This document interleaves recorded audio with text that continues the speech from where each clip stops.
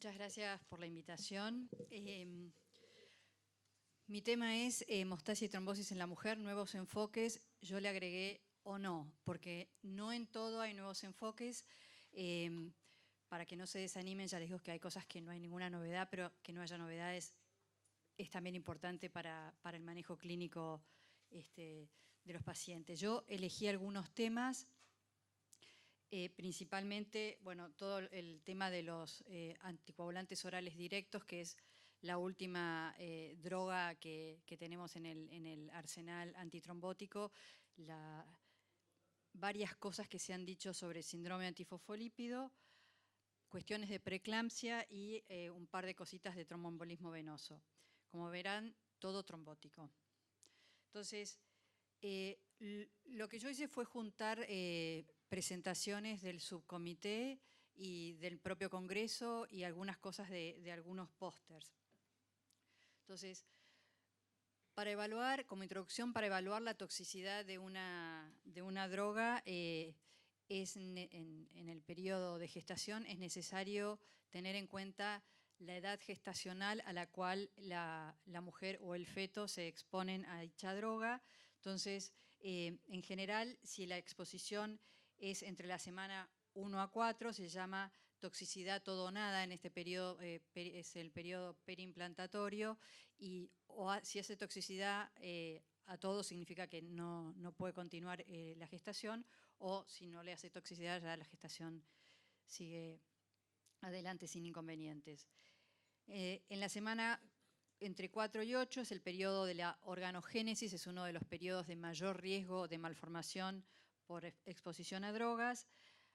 Desde la semana 8 a la 22 hay riesgo de malformación específicamente en cerebro, en genitales y a nivel de paladar, y más adelante, si bien el riesgo de teratogénesis es menor, existe cierto riesgo de toxicidad fetal. Además, tenemos que considerar cuáles son las características de las moléculas que facilitan o no el pasaje a través de la placenta. Con respecto a los anticoagulantes orales directos, el paso a placenta depende del peso molecular. Como el dabigatran tiene mayor peso molecular, la probabilidad de pasar la placenta es menor comparada con la de los sabanes, que al tener menor peso molecular tienen más chances de atravesar la placenta. Dependen también de la constante ácida de disociación y del porcentaje de unión a proteínas plasmáticas. Entonces, ¿qué sabemos de la toxicidad reproductiva de los anticoagulantes orales directos? Bueno, en los modelos animales lo que se ha visto es que no tienen efecto sobre la fertilidad, sí son causa de pérdidas post-implantación y pueden ocasionar malformaciones vasculares, cardíacas, esqueléticas y algunas alteraciones en la osificación. Y con estudios de radioisótopos lo que se vio es que tienen baja concentración en los órganos fetales, pero mayor concentración en la leche. Para saber la toxicidad en humanos dependemos de los datos de las bases de datos de los laboratorios y los reportes de efectos adversos post-marketing. Y disponemos de esta información para el rivaroxaban y para el dabigatran. También, bueno, por supuesto, en los estudios de fase 2-3, lógicamente se considera la toxicidad. Acá tenemos 11 exposiciones en las pacientes que ingresaron a los ensayos clínicos, y lo importante es de los resultados es que de estas 11 exposiciones hubo un recién nacido sano, 2 abortos espontáneos, 7 terminaciones voluntarias que no nos permiten saber qué pasó, y 11 pacientes fueron, o mejor dicho, 7 lactantes fueron expuestos a los anticoagulantes durante la lactancia y no evidenciaron complicaciones, al menos hasta el momento o inmediatas. En cuanto a las denuncias o reportes post-marketing de exposición al rivaroxaban, hay 122 casos, en los cuales la mayoría no se sabe qué pasó. Por eso la importancia de terminar los reportes y hacerlos bien, porque esta información es muy importante.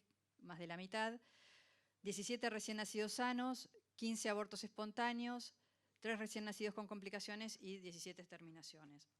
Con respecto al dabigatran, 2 abortos espontáneos, 2 recién nacidos sanos y 15 que no se sabe. Con lo cual, realmente mucha información no tenemos. Evidentemente hay que procurar ser muy estricto y prolijo y tratar de no exponer a la mujer a estos fármacos durante el embarazo y la lactancia. ¿Cuáles son las recomendaciones de la Sociedad Internacional de Hemostasis y Trombosis? Primero, si estas drogas van a ser usadas por mujeres en edad fértil, debe dárseles una información detallada sobre las potencialidades sobre efectos adversos tanto a nivel de la gestación como a nivel fetal y su uso durante la lactancia. Si es una mujer que no va a necesitar anticoagulación a largo plazo y desea un embarazo, la recomendación es que luego de la suspensión del anticoagulante continúe con anticoncepción hasta la siguiente menstruación. Una recomendación que parece simple y prudente, que es hacer un test de embarazo previo al inicio de anticoagulación con anticoagulantes orales directos en mujeres con edad fértil, y por supuesto rotar a antivitamina K o a heparina de bajo peso molecular previo a la concepción en mujeres que requieran tratamiento anticoagulante oral a largo plazo. ¿Qué pasa si una mujer se queda embarazada estando anticoagulada con alguno de estos anticoagulantes orales directos? Bueno, en cuanto se toma conocimiento de esta situación, debe suspender el anticoagulante oral y pasar a heparina de bajo peso molecular, consultar al especialista. Se recomienda hacer un estudio de ecografía para ver la viabilidad de la gestación y evaluar la presencia de hematoma retroplacentario subcoriónico. Recomiendan hacer un scan fetal en el primer trimestre y entre las semanas 18 a 23, junto con un ecocardiograma fetal. Hacer controles obstétricos periódicos como disponga el obstetra. Lo que es importante es que la exposición a DOACs no es motivo para elegir la terminación del embarazo y que, por supuesto, están contraindicados en la lactancia. ¿Qué proyectos hay en el subcomité para continuar evaluando este tema? Bueno, está en proceso la elaboración de una guía, de un documento para indicar cómo manejar estas drogas anticoagulantes en mujeres en edad fértil, y también hay una propuesta de un estudio que tendría como objetivo primario ver los outcomes maternos y fetales en mujeres que han sido expuestas a los anticoagulantes orales directos durante embarazo, y como objetivo secundario el efecto a largo plazo en los niños que han sido expuestos a anticoagulantes orales directos in útero. Después se presentó en otra sesión que no fue el subcomité un subestudio de los estudios Einstein, que tenía como finalidad enfocarse en dos temas que se han asociado tanto con los anticoagulantes orales directos como con los anticoagulantes orales en general. La primera era, hay algunos reportes o algunos metaanálisis que sugieren que los anticoagulantes orales directos se asocian con metrorragia, comparados con los antivitamina K. Y el otro es una pregunta que no es directamente, se me apagó la pantalla acá, que no es directamente relacionada a los anticoagulantes orales directos, pero sí es un tema que es muy frecuente, es qué hacer con el tratamiento hormonal en aquellas mujeres que han tenido una trombosis venosa profunda relacionada a tratamiento hormonal, ya sea anticonceptivos orales o anovulatorios o terapia de reemplazo hormonal. Continuar con la terapia hormonal aumenta el riesgo de trombosis, sí o no. Las recomendaciones son conflictivas. La Organización Mundial de la Salud, en su comunicación del año 2010, dice que los anticonceptivos con estrógenos representan un riesgo inaceptable para la salud durante la anticoagulación por tromboembolismo venoso. Si uno mira los insertos de los anovulatorios con estrógenos, contraindican su uso en mujeres con trombosis venosa profunda aguda o con antecedentes de tromboembolismo venoso. Sin embargo, no hacen ninguna mención al uso concomitante de anticoagulación oral. Y más recientemente, el subcomité de la ISTH en el año 2012 sugiere que se podría continuar con la terapia hormonal durante el tratamiento anticoagulante y suspenderla cuando se suspenda la anticoagulación oral. Entonces, con la finalidad de un poco contestar estas dos preguntas, se presentó un subanálisis del estudio Einstein-DBT y Einstein-PE, donde incluyeron a todas las mujeres menores de 60 años quienes podían usar el método anticonceptivo o la terapia de reemplazo hormonal a elección. El objetivo de este subanálisis era ver la presencia de trombosis venosa profunda recurrente en las mujeres que continuaron con tratamiento hormonal versus aquellas que no continuaron, y lo ajustaron, por supuesto, por tipo de anticoagulante, por tipo de tratamiento hormonal, y lo estratificaron por edad. Y después evaluar la metrorragia en las pacientes que estaban en alguna de las dos ramas de tratamiento de los estudios Einstein. Y la metrorragia se ajustó por anemia y por enfermedad ginecológica subyacente. Entonces, con respecto a la trombosis recurrente, lo que evaluaron todas las pacientes, esto es el porcentaje de eventos por año paciente, porcentaje por año. Entonces, recurrencia de trombosis en pacientes que no recibieron tratamiento hormonal, considerando todas las pacientes en total, 4.7% por año. Si consideramos las mujeres que recibían cualquier tratamiento hormonal, 3.7 por año. Esto da un hazard ratio de 0.5, pero con un intervalo de confianza que nos muestra que esto no es significativo. Cuando se analiza el riesgo de trombosis recurrente según el grupo de tratamiento, lo que se ve es que en las pacientes que recibían Rivaroxaban había menos, pero que no era significativo, sin embargo era mayor en el grupo de pacientes que recibieron enoxaparina y antivitamina K. Sin embargo, como se puede ver, son muy pocos eventos en ambos grupos como para sacar conclusiones definitivas. Con respecto a la metrorragia, nuevamente, si se consideran todas las pacientes, aquellas que no recibían tratamiento hormonal y aquellas que recibían cualquier tratamiento hormonal, la diferencia de porcentaje de eventos por año no es significativa.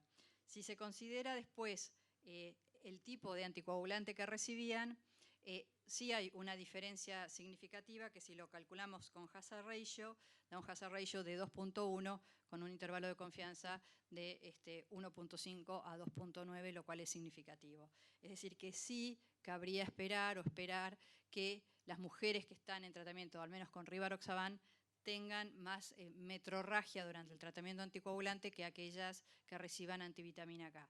Y esto es así y aún mayor en pacientes que tienen anemia previa o alteraciones ginecológicas. Y esto fue independiente del anticoagulante y del tratamiento hormonal que recibieron. Entonces, ¿cuáles serían las conclusiones de este subestudio? Que el tratamiento hormonal durante la anticoagulación no se asoció con aumento de recurrencia trombótica, uno debería decir con Rivaroxaban, porque es lo que este estudio mostró, no se puede extrapolar esto a los demás anticoagulantes. Sí, el Rivaroxaban se asoció con un aumento del sangrado menstrual, el mecanismo no está muy claro, y uno debería prestarle especial atención a las mujeres que tienen anemia o que tienen fibromas o cualquier enfermedad ginecológica subyacente, y a quienes se les va a indicar este tipo de anticoagulantes. Con el tema de los antifosfolípidos, las presentaciones del subcomité estuvieron a cargo de la doctora Beverly Hunt, que es del grupo de Camashta y del Imperial College de Londres, y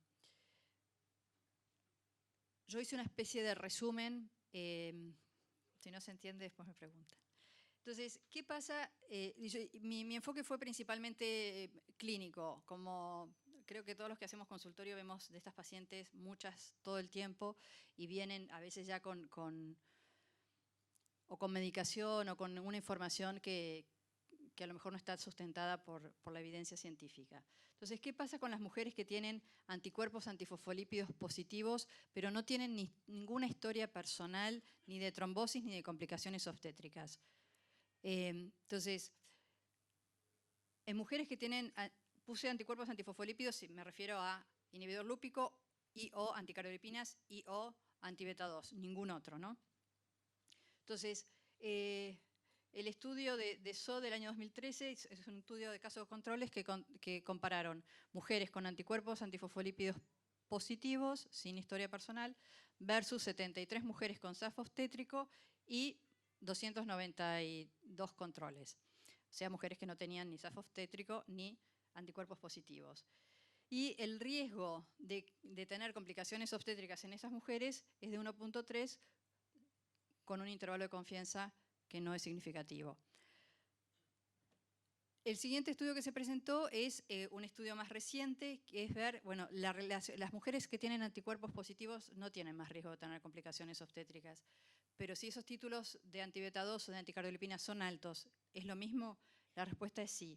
En este estudio de este año compararon la evolución obstétrica en mujeres asintomáticas que tenían hallazgo de anticuerpos, algunas de alto título y otras de bajo título, tanto de anticardiolipinas como de anti-beta 2, y no hubo ninguna diferencia en la evolución obstétrica de estas mujeres. Entonces, la conclusión es que las mujeres con anticuerpos antifosfolípidos positivos, independientemente del título, no requieren durante su embarazo nada más que aspirineta y no es necesario un mayor control antenatal ni un manejo obstétrico diferente.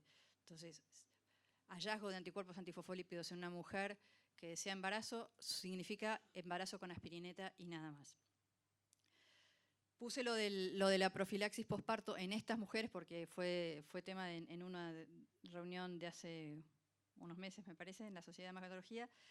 La recomendación en mujeres con anticuerpos antifosfolípidos positivos sin historia personal de eventos trombóticos ni nada más es profilaxis posparto durante 10 días. Con respecto a la paciente que tiene SAF obstétrico, o sea, que cumple los criterios, las recomendaciones de tratamiento son las que conocemos y están basadas principalmente en base al momento o a qué tipo de complicación obstétrica ha tenido. Aquellas mujeres que han tenido complicaciones tardías, se recomienda iniciar aspirina 75 miligramos preconcepcional, heparina de bajo peso molecular cada 24 horas desde la confirmación del embarazo, y algo que acá algunos hacen, otros no, y que es muy discutido, pero sugieren hacer un Doppler en la semana 24. Con respecto a esas mujeres que tienen aborto recurrente temprano, las recomendaciones son de acuerdo a en qué situación fue esa complicación. Las mujeres que presentan abortos recurrentes tempranos, en ausencia de ningún tipo de tratamiento, deben comenzar con aspirineta 75 miligramos día preconcepcional y continuar. En aquellas que han tenido un aborto a pesar de estar recibiendo aspirina, bueno, esas pacientes deberían pasar a heparina bajo peso molecular, pero lo interesante es que sugieren discontinuar en la semana 14. Entonces, mujeres que han tenido solamente abortos tempranos, a lo mejor no requieren heparina todo el embarazo. Eso es una propuesta. Aquellas mujeres que han tenido aborto temprano a pesar de aspirineta y heparina, lo que se recomienda es, o lo que recomienda este grupo es agregar prednisona a bajas dosis, 10 miligramos días, desde la confirmación del embarazo hasta la semana 14 y después discontinuar. La sugerencia de la prednisolona está basada en este estudio de Bram, que observaron un aumento del 61% de recién nacidos vivos en pacientes con antifosfolípidos y abortos recurrentes tempranos. Ahora, ¿qué pasa con la mujer perdón, que tiene SAF refractario, es decir, que fracasa al tratamiento convencional? Sabemos que el tratamiento convencional es aspirineta más heparina y que uno debería esperar entre un 70 y un 80% de embarazo a término y recién nacido vivo. Sin embargo, se han identificado algunos factores de riesgo en esta población que exponen a la mujer a mayor riesgo de tener fracaso a pesar del tratamiento. Uno es pacientes que ya tienen morbilidad obstétrica y o que han tenido eventos trombóticos. Otro es la triple positividad y que la paciente tenga alguna enfermedad autoinmune subyacente, especialmente lupus. ¿Cuáles son las alternativas terapéuticas en estas pacientes? Bajas dosis de prednisona, lo que acabamos de mencionar. Se mencionó que la gamma globulina no demostró beneficio y el comentario es que en realidad no sabemos si no tiene beneficio porque no lo tiene o porque los estudios son de muy baja calidad y no tienen poder para demostrarlo. Y el uso de hidroxicloroquina. Entonces, como todos sabemos, la hidroxicloroquina es un agente antimalaria que se usa en el lupus desde los años 50 más o menos y que ha demostrado aumentar la sobrevida en pacientes con lupus. Se ha usado en mujeres, pacientes lúpicas embarazadas y ha sido segura para la mujer y no ha tenido efectos teratogénicos. Y dado que la droga tiene efectos antiinflamatorios, antiagregantes e inmunomoduladores, es una alternativa atractiva para el uso en pacientes con síndrome antifosfolípido obstétrico, porque inhibiría la agregación plaquetaria y la liberación de ácido araquirónico y revertiría además los efectos de los anticuerpos antifosfolípidos a nivel de la secreción trofoblástica de interleuquina 6 y de la migración celular. Al día de hoy no hay datos clínicos sobre el uso de hidroxicloroquina en SAF primario. Entonces se presentó en una de estas reuniones la experiencia europea, llaman un real life study, que en realidad es un estudio multicéntrico donde cada uno contó su experiencia o aportó las pacientes con SAF obstétrico refractario a quienes les dieron hidroxicloroquina, pero ninguna clase de randomización ni de nada. 30 pacientes, 35 embarazos. Las pacientes podían ser incluidas en el estudio si tenían síndrome antifosfolípido confirmado, es decir, que reunían los criterios, y tenían al menos una gesta en la cual hubieran recibido hidroxicloroquina y ninguna tenía que tener lupus. La dosis de hidroxicloroquina que se utilizó en el embarazo eran 400 miligramos y el grupo control eran pacientes con SAF obstétrico y tratamiento convencional. Y lo que vieron en este estudio retrospectivo caso control es que en el grupo de hidroxicloroquina hubo un 29% de abortos versus un 86% de abortos en las mujeres del grupo control, lo cual dio significativo. Entonces eso dio lugar a que se vaya a comenzar este trial, el IPATAYA, que es un estudio prospectivo randomizado controlado de hidroxicloroquina versus placebo durante el embarazo en mujeres con anticuerpos antifosfolípidos. Van a participar varios centros europeos, aunque estamos todos invitados a participar. Ahora no dejaron ningún mail, pero dijeron que el que esté interesado en participar, que se contacte. Una es Saskia Middeldorp y la otra es Beverly Hunt, de las que yo conozco, pues acá están. Entonces, según los cálculos para este estudio, para demostrar reducción en la morbilidad obstétrica relacionada a los anticuerpos antifosfolípidos, se necesitan ingresar 328 pacientes para ver una reducción del 16% en la morbilidad obstétrica, que incluye, por supuesto, como detalla el póster, en abortos tempranos, parto prematuro y muerte intrauterina.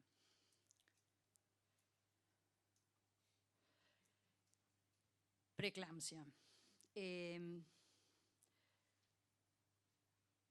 Bueno, como sabemos, la preeclampsia es una grave enfermedad obstétrica.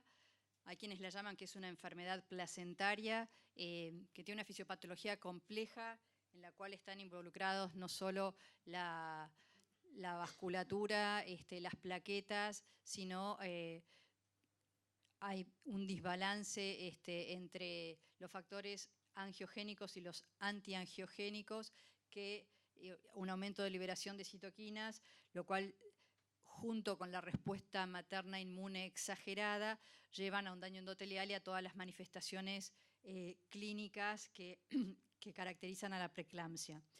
El aumento de los factores antiangiogénicos, acá les puse el nombre, pero yo voy a decir la sigla porque es muy largo el nombre, el SFLT1 y el SGN, son los factores antiangiogénicos que hoy pareciera que son importantes y sobre todo que son posibles blancos terapéuticos. Hasta el momento, la aspirina es una de las drogas tradicionales en el manejo de las pacientes con preeclampsia. En este metaanálisis de los últimos estudios se ve claramente que la aspirina reduce el riesgo de preeclampsia si se comienza antes de la semana 16.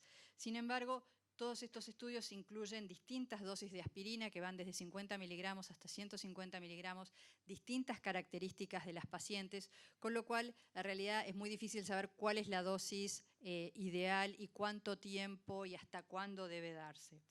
Por eso es que está en curso, en realidad aún no comenzó el reclutamiento, pero el estudio ASPRE, que es un estudio fase 3, doble ciego randomizado controlado, para ver el efecto de dosis profilácticas de aspirina desde el primer trimestre de la gestación en pacientes que tienen alto riesgo de preeclampsia y ver la incidencia de este tratamiento en la severidad de la enfermedad. Entonces, la propuesta de este estudio es evaluar el riesgo de preeclampsia en las mujeres entre la semana 11 y 13 de gestación.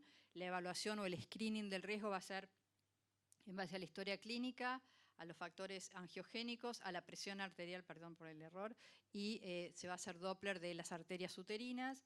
La intervención es dar aspirina 150 miligramos desde la randomización hasta la semana 36 o 37 de gestación, y el objetivo del estudio es evaluar la cantidad de pacientes con preeclampsia que requieren parto prematuro luego de la intervención. Como digo, este estudio todavía no empezó a randomizar, pero me parece que va a ser un estudio importante cuando lo tengamos. Dado todo el daño endotelial que subyace en todas las manifestaciones clínicas de la preeclampsia, las estatinas se presentan como una alternativa terapéutica muy, muy interesante, no solo porque tienen efectos proangiogénicos y entonces disminuirían algunos de estos factores proangiogénicos, sino que bueno, tienen efectos de protección endotelial, propiedades antioxidantes y antiinflamatorias que lo convierten en una droga interesante para pensar en preeclampsia. Se presentó este caso que fue publicado el año pasado en la revista Hypertension, de una mujer de 30 años primigesta que desarrolló el cuadro típico de la preeclampsia con hipertensión y edemas en la semana 24, y acá vemos la evolución de la proteinuria, cómo empezó a elevarse cuando le dan pravastatina.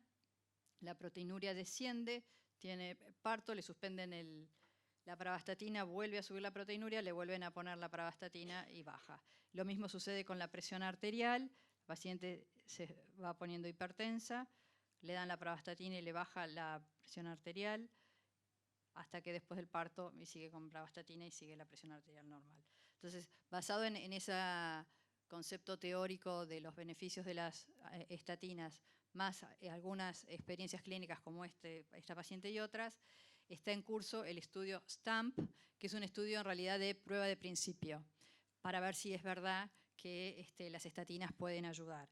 Este estudio va a ser doble ciego, randomizado, placebo controlado, multicéntrico, y para ver el beneficio de la pravastatina. Lo que van a ver es el efecto de la pravastatina sobre los niveles del SFLT1 a las 48 horas post-randomización y ver si esto después correlaciona con la evolución clínica de la paciente. Este estudio es un estudio inglés. Después, aspirina en abortos esporádicos, o sea, pacientes que tienen abortos esporádicos sin trombofilia. Se volvieron a mencionar los resultados del estudio Eager Trial, que evaluó los efectos de la aspirina en la reproducción y gestación en mujeres sin trombofilia. Se incluyeron mujeres entre 18 y 40 años que tenían antecedentes ya sea de una pérdida antes de la semana 20 o mujeres con más de una pérdida a cualquier edad gestacional. Le hicieron dos grupos. Las randomizaron a recibir aspirina 81 miligramos más ácido fólico 400 microgramos día o solamente ácido fólico desde la preconcepción hasta la semana 36 de gestación. El objetivo primario de este estudio era ver si había diferencia en el índice de nacidos vivos entre los dos grupos.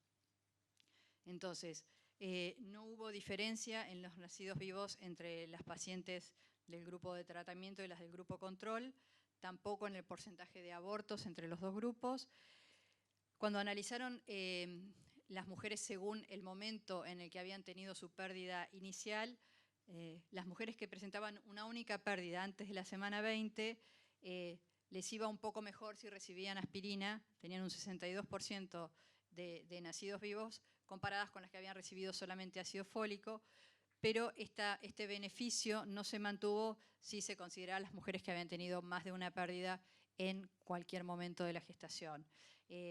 Con respecto a los efectos adversos, si bien fueron muy bajos en ambos grupos, en el grupo que recibía aspirineta tuvo más sangrados que fue solamente sangrado vaginal. Entonces, la conclusión de este estudio es que no se recomienda el uso de bajas dosis de aspirina para la prevención de abortos esporádicos en mujeres que no tengan trombofilia.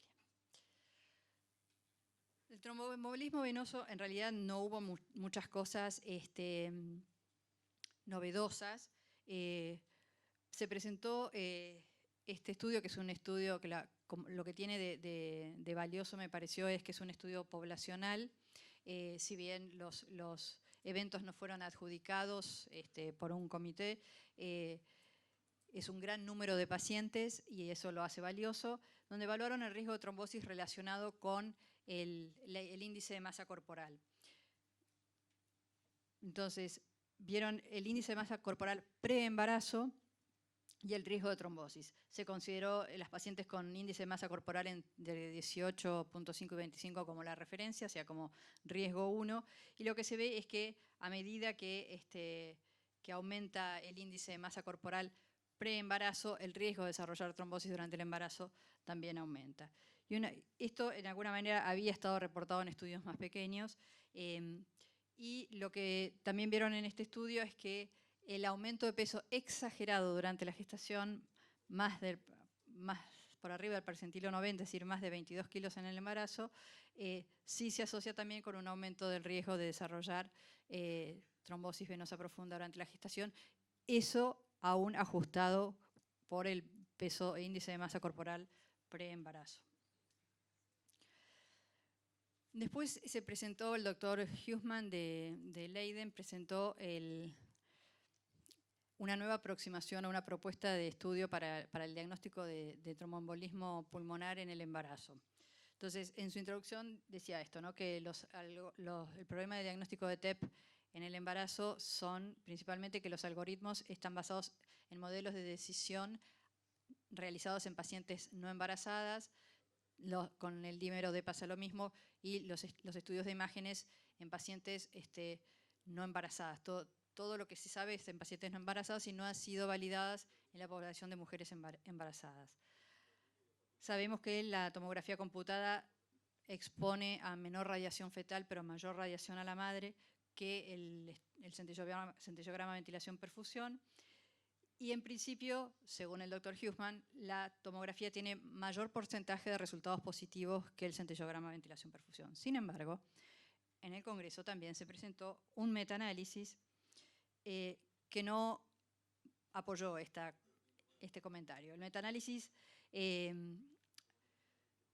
comparó el porcentaje diagnóstico de TEP en mujeres embarazadas, si se usaba centellograma ventilación-perfusión o si se usaba tomografía computada, y lo que se ve es que la tomografía tiene un 12.5% de estudios no confirmatorios y el centellograma ventilación-perfusión un 12.8%, con lo cual no hay diferencias. Sin embargo, siempre que uno va a evaluar un metaanálisis y demás, se tiene que fijar esto, ¿no? Encontraron 2.469 artículos, de los cuales solo pudieron incluir, porque cumplían los criterios, 22. Sin embargo, en esos 22 estudios había 2.391 scans. Pero bueno, más allá de eso, la propuesta es la aproximación, el Years Approach, así lo llaman. Lo que proponen es evaluar, la decisión se toma en base a si la paciente presenta o no signos clínicos de TBP, si la paciente tiene hemóptisis y si la paciente tiene algún diagnóstico alternativo para esos síntomas, más probable que el de TEP. Entonces, si la paciente tiene un Years 0, es decir, no tiene ninguno de esos, lo que le hacen es un dímero D. Si el dímero D da menor de 1000, consideran que la paciente no tiene TEP, no la tratan. En cambio, si esa paciente tiene un dímero D mayor de 1000, le hacen la tomografía.